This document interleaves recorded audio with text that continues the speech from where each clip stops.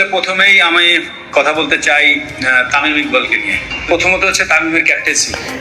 রতনে রতন চেনে মাশরাফি বিন মুর্তজা চেনে তামিমকে, তাই তো মাশরাফি বিন মুর্তজা তামিম ইকবালের পক্ষ হয়ে ধুয়ে দিলেন ক্রিকেট বোর্ড বিসিবিকে। যুক্তরাষ্ট্রের সাথে হারার পর টি-20 প্রস্তুতি ম্যাচে ভারতের কাছে আত্মসমর্পণ করে নাজমুল হোসেনের শান্তর দল।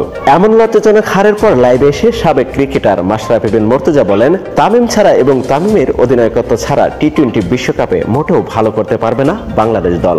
কারণ তামিম একজন ভালো অভিজ্ঞ ব্যাটসম্যান, শুধু হাতে ব্যাট থাকলেই ভালো প্লেয়ার হওয়া যায় না।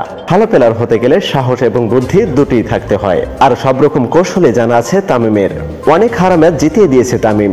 মাশরাফি বিন মুর্তজা বিসিবিকে উদ্দেশ্য করে বলেন, কাউকে যদি অধিনায়কত্ব ঘোষণা দিতে হয় তাহলে 6 মাস আগে দেওয়া উচিত। হুট করে টি-20 বিশ্বকাপের 3 দিন আগে ঘোষণা দেওয়া ঠিক হয়নি। তো প্রিয় দর্শক, মাশরাফি বিন মুর্তজার সাথে কারা কারা একমত তা জানিয়ে দিন এখনই আমাদের ভিডিওর কমেন্ট বক্সে।